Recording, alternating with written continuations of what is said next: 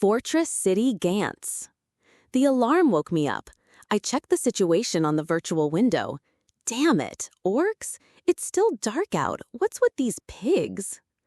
I couldn't just ignore them, so I grabbed a magic light tool and my rifle and left the hut. They were still over 200 meters away, but they were heading straight for me. 15 of them in total.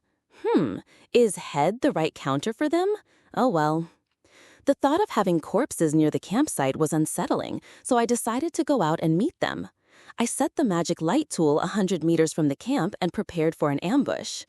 The orcs seemed to have spotted me, and all of them started running in my direction. However, the orcs weren't that fast, about the same speed as a human, or maybe even a little slower.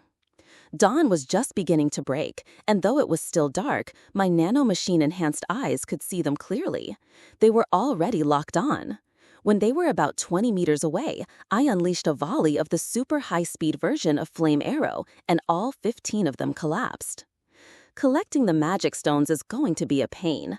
I'll have everyone help me in the morning. There's no reason to rush. What an awkward time. It's already getting faintly bright. Nothing for it, I guess. I'll make some breakfast. There was rice left over from yesterday. I'd kept it in a sealed container, so it should be fine. If I steam it lightly, it should be delicious. I also have some leftover salted salmon. I'll make onigiri with the salmon as a filling. And maybe some clear mushroom soup with a bonito dashi base. It's not like I have anything else to do. Everyone started waking up a little after sunrise. Good morning, Elaine. Morning, Selena. Are you rolling rice? It's not really rolling, you grip it. It's a proper dish called onigiri, I explained. All right, they're done. I had made 20 large onigiri in total. Since everyone seemed to be up, we decided to have breakfast right away. Elaine, is this just hardened rice? Well, yeah, I guess. It's rice that's been pressed together with salted salmon inside. It's a dish called onigiri. I made something simple since it's morning. This is also something you eat with your hands. Well, let's dig in. I picked one up and took a bite to show them. Yup, since it was in a sealed container, it hadn't gotten too hard, and I'd warmed it up. The saltiness is just right. Delicious. The onigiri is delicious. It has such a simple, nice feel to it, Sharon said. This soup, it's unbelievably delicious. At Sharon's words, everyone else started on the soup. What is this? Such a delicate flavor, exclaimed Arista. It's delicious, Natalie agreed. There are seconds on the soup, so let me know if you want more. I ate too much for breakfast, Clelia said with a sigh. I see. This would make anyone overeat, Karina added. Sorry to bring this up after a meal, but some orcs came during the night. There are a lot of them, so could you help me collect the magic stones? Understood, they replied in unison. If you don't mind, we'll help as well. Please, let us at least do that much, said Karina. Are you sure? In that case, I'd appreciate it. Where are they, Elaine? They're over that way. Let's go. What is this? What on earth? Did you do all of this, Lord Elaine?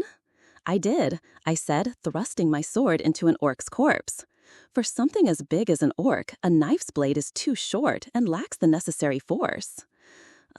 This is grim. I wonder if there's a magic tool for extracting magic stones. Even if there was, I can't even imagine what kind of magic circle it would use. Thanks to everyone's help, we were able to retrieve all the magic stones in under 10 minutes. All that was left was to pack up and depart. Are you just going to leave this hut as it is? Asked Karina. Yeah, I could destroy it, but it might be useful for the next traveler who comes along. I see, that's true. We left the campsite and by noon had hunted 15 goblins and 5 greyhounds. It really seemed like the monster appearance rate was continuing to increase. For lunch, we kept it simple with fried rice. We were scheduled to arrive at the Fortress City Gance around 4 p.m. today. Gance is a city much larger than Gotania, with an estimated population of over 60,000. I was really looking forward to it. We merged with several other roads, and we began to pass by more carriages and adventurers on foot. A certain tension accompanied each passing, as there was always the possibility that they could be bandits.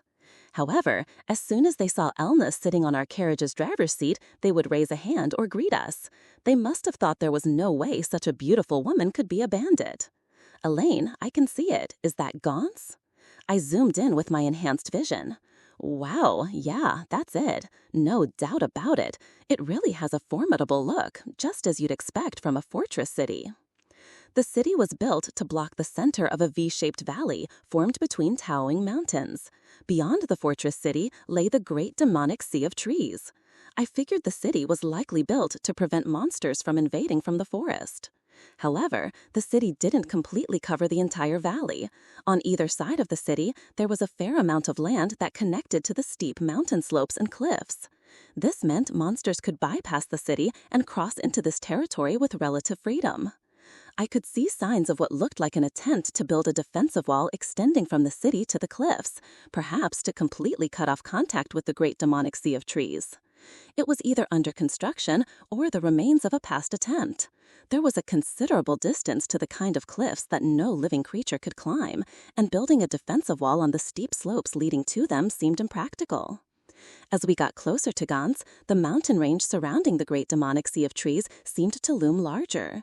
The mountains had an average elevation of 5,000 meters, so while we had seen them from a distance and gotten used to them, their immense scale was far more palpable. Finally, we were just a few minutes away from Gance. In front of the city gate, set into the surrounding walls, several groups were lined up, waiting to go through the entry procedures. We probably needed to get in that line. We joined the back of the line and reached the gate after about a 20-minute wait. A soldier who appeared to be part of the garrison approached, so I got down from the carriage. Merchant? How many? No, we're adventurers. The C-rank party, Shining Star, 5 members, plus 3 passengers, 8 in total, I said, showing him my guild card. Oh, C-rank, eh? I doubt there'll be a problem, but I'll need to inspect you just in case. Go ahead. Clelia and the others got out of the carriage, likely to show their guild cards. The guard checked them one by one. The moment the guard saw Arista's merchant guild card, his eyes widened and he looked at her in a panic. Lady Arista, it is you. Why are you in this carriage? This situation felt just like the one with Mr. Tells. My carriage was attacked by bandits, Arista explained. These people rescued me, and I've been traveling with them. What? Lady Arista's party was supposed to arrive yesterday, by evening at the latest. Lord Cyrus has been terribly worried and has been inquiring here repeatedly. He was convinced something must have happened, and there's a huge uproar around the Merchants Guild. Lord Cyrus is probably organizing a search party as we speak. Father is. Oh no, I must stop him at once. May we pass? Of course. Please, go right through. Elaine, please, to the Merchants Guild. Got it. Please show us the way. Karina got onto the driver's seat to navigate, and we headed for the Merchants Guild. Once inside the fortress, the streets were teeming with people, putting my driving skills to the test. Nearly half the people walking around were dressed like adventurers. Fortunately, the roads were wide, and people seemed used to avoiding carriages, so it wasn't a problem. That large building is the Merchants Guild. Over there, where the people are gathered, said Karina. In front of a large building, a crowd of 30 or 40 people who looked like adventurers had gathered, their attention focused on a burly adventurer speaking from a platform. As we got closer, we could hear what the adventurer was saying. If you do, ride out immediately. The party that brings back useful information will of course be rewarded. Depending on the info, you can expect to be paid more than 10 times a normal quest reward. Got it? Speed is crucial. This must be the search party the guard mentioned. It seemed they were briefing the assembled adventurers on the search plan. The adventurer on the platform was likely the one in charge. Arista jumped down from the carriage and approached the search party. Father, she cried out to the burly adventurer on the platform. What? That's Arista's father? The richest man in the country? He didn't look the part at all. He looked exactly like a rugged veteran adventurer. The man on the platform froze when he saw Arista. Arista! Oh, you're safe! He leaped down from the platform and hugged her. He really was her father. Father, I'm sorry for worrying you. It's all right. As long as you're safe, nothing else matters. Another man, who also looked like a veteran adventurer, got on the platform and addressed the gathered adventurers. As you can see, the young lady has been found safe. Sorry, but this job is canceled. We'll send payment for your trouble. Everyone, please disperse. Hearing they would still get paid, the adventurers showed no particular discontent and dispersed obediently. Arista, what happened? And who were these people? We were attacked by bandits on the way. These are the adventurers who saved us from them. What? Bandits? You had 20 guards and you were still attacked by bandits? The day we were set to leave Sanzano, one of the escort parties fell ill with food poisoning. We were going to postpone the departure, but the remaining party insisted it would be fine, and we agreed to it. Karina explained. What? Karina, you were with her and you let this happen? Do you realize what you've done? You put Arista in danger. I have no excuse. I will accept any punishment, Karina said, bowing her head. Father, please don't blame Karina. I agreed to it because I was also eager to get home. And what happened to the party that was with you? They were all killed. Shh, so these adventurers saved you from that situation? No, we had been taken to the bandits' hideout when they rescued us. What? You were kidnapped by bandits? Arista, are you unhurt? I was fine. I was just tied up. They were after ransom. Seeming to grasp the meaning behind her words, he looked at Karina and Natalie, but they both averted their eyes. I see. It seems my daughter was in your care. I'm Cyrus. I'm Elaine, from the C-rank party Shining Star. It was only natural to help, so please don't concern yourself. No, storming a bandit's hideout to rescue someone is more than just natural. You are, without a doubt, my daughter's saviors. Thank you. I am truly grateful. You're welcome. Father, I promised Elaine a reward. Of course, Cyrus replied. But this is not a debt to be settled with a brief chat while standing here. Let's speak again on another day. Is that all right with you, Elaine? Of course. In that case, we'll speak later. How should I contact you? You don't have an inn yet, do you? I'll have Karina assist you. Use her as a guide until you find lodging. I will contact you at your inn later. Understood. Cyrus, Arista, and Natalie boarded a carriage that had been brought around from somewhere and departed. Well then, Lord Elaine, I shall guide you. What shall we do? First, I'd like to stop by the Adventurers Guild. I want to deal with the belongings of the deceased adventurers. Understood. Then let's go. Karina led us to the Adventurers Guild. Fortunately, it was nearby. Following her directions, I parked the carriage in a space that looked like a parking lot. Karina handed several large copper coins to a man who approached. The man seemed to have companions. Thank you kindly, Lady Karina. It seemed Karina was quite well known in this city. The man and his companions stood with their backs to the carriage, forming a protective circle around it. They're watching the carriage. There are many thieves around, she explained, noticing my puzzled expression. I see. That might indeed be necessary here. We each took a share of the deceased adventurer's belongings and headed inside the guild. The Merchants Guild had been a large building, but this Adventurers Guild was even larger, at least 4 times the size of the guild in Gatanya. This counter here, Karina said. She led us to one of several special counters different from the regular ones. How may I help you? A guild employee asked. First, a report, Karina began. Regarding the escort request from Gance to Sanzano and back, this request form here. The trip to Sanzano was without incident, but on the morning of our return departure, one of the parties, Iron Law, all came down with food poisoning, so we terminated their contract. Furthermore, on the return journey, we were attacked by bandits, and the other party, Green Wind, was wiped out. The witnesses to this are the C-rank party, Shining Star. May I see your guild card, please? The guild employee asked me. I presented my guild card.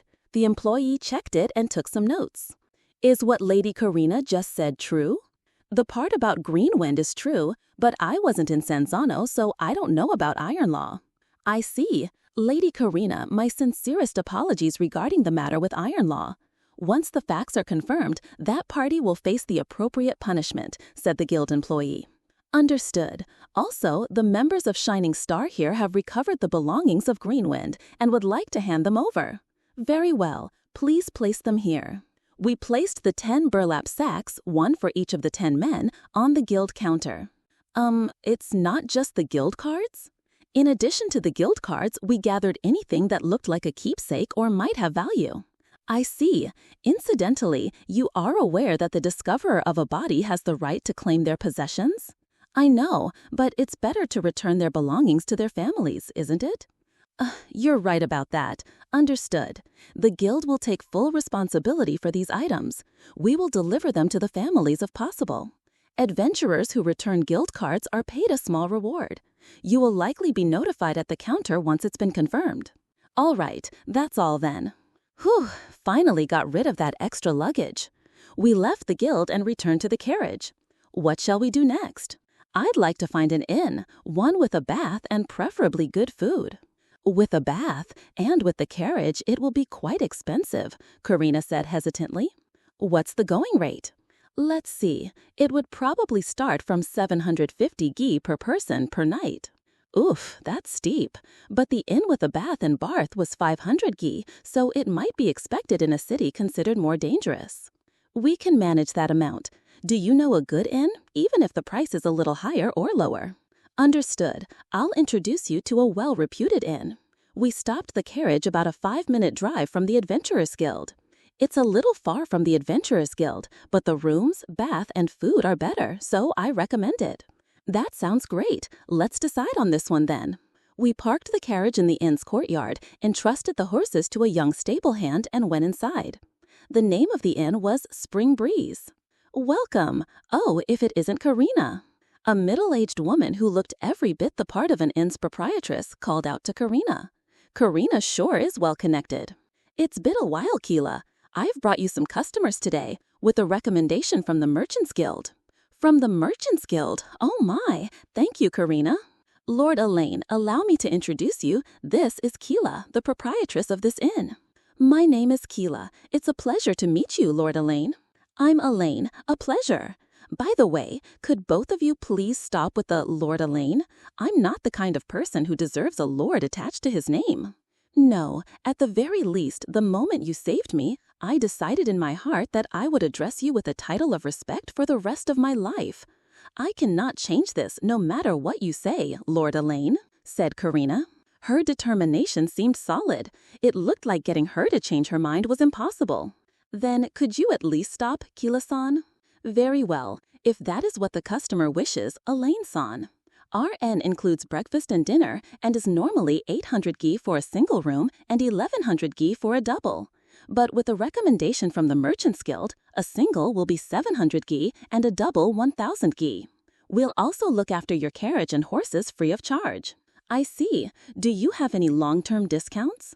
Pay for 1 week in advance for a 10% discount, 2 weeks for 20%, 3 for 30%, and 4 weeks or more for 40%. However, once payment is made, there are no refunds. Got it. Is a double room okay again?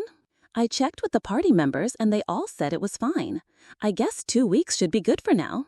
All right, 1 single room and 2 double rooms for 2 weeks, please. That comes out to 30,240 Ghee. As expected, it's a hefty sum. We'll have to start working seriously tomorrow. That will be, let's see, 30,240 Ghee. I took the exact amount from the leather pouch I use as a wallet and paid her. Yes, that's correct. Welcome to the Spring Breeze. Well then, I will take my leave. I will come to contact you again in a few days. Thank you for guiding us, Karina-san. After we all said our goodbyes, Karina left. All right, let's bring our luggage in from the carriage and then maybe hit the bath. Yes, they all replied. The inn's bath was spacious and comfortable, on par with the inn at Barth. I only saw one other guest. It didn't seem very crowded. It looked like the others weren't out of the bath yet, so I decided to have some tea while I waited. The rooms were on the 2nd floor, and the dining hall was on the 1st. I went to the dining hall and ordered tea, which was apparently free for guests. Keela brought me a steaming cup. Come to think of it, does the recommendation from the Merchants Guild mean something special? Oh, yes, it does. It means these are important customers to the Merchants Guild, so if you accommodate them, we'll owe you one. In other words, we get to have the Merchants Guild in our debt.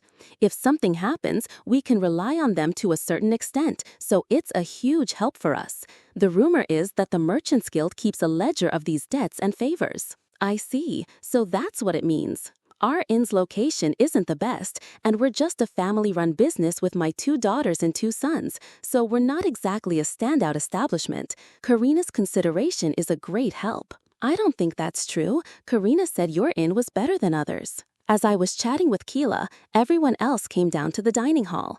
It was a good time for dinner, so I ordered meals for everyone.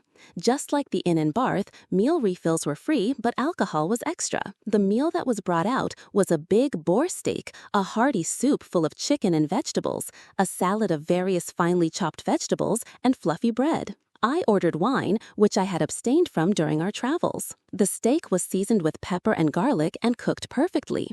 The soup had a delicious broth from the meat and vegetables. The sweet and sour dressing on the salad was also unusual and tasty. It looked like we'd picked a winning inn. Everyone else was enjoying their meal with satisfaction. By the way, I haven't reported the total amount from the bandits to you all, have I? The grand total was 115,825 Ghee. In addition to that, we should be paid another 60,000 Ghee for selling the bandits, at 5,000 Ghee for 12 men.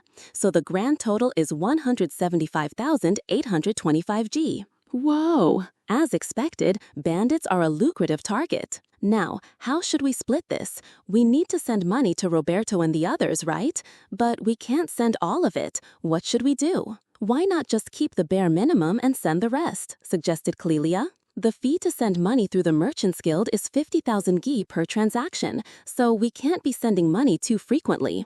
For efficiency's sake, I'd like to save up at least 1,000,000 Ghee before sending any. I see. That certainly makes sense, said Elna. How about a salary system, suggested Sharon.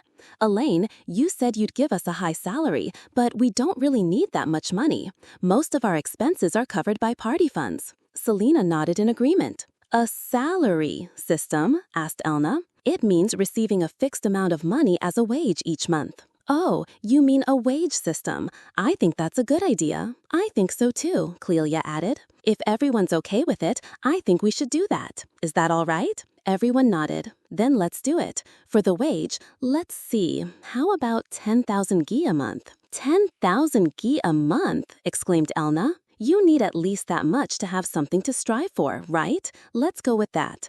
In that case, since it's a nice round number, I'll pay out this month's wages now. To make it convenient, I counted out 9 large silver coins and 10 silver coins for each person. I then passed them out one by one.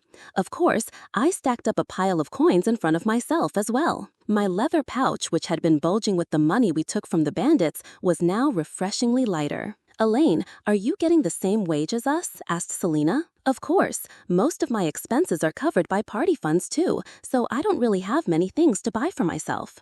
By the way, the money we have here now is 798,365 Ghee, with another 60,000 Ghee expected from selling the bandits. We're close to being able to send the money, said Sharon. We are, but I want to keep a little on hand, so I'd like to save up to about 1.2 million V. I agree, said Elna. If there are no objections, I was thinking we could start taking quests tomorrow. How does that sound? No problem, said Clelia. I'm not tired from the journey, and we need to earn money. Everyone else also had no problem with starting work tomorrow, so it was settled.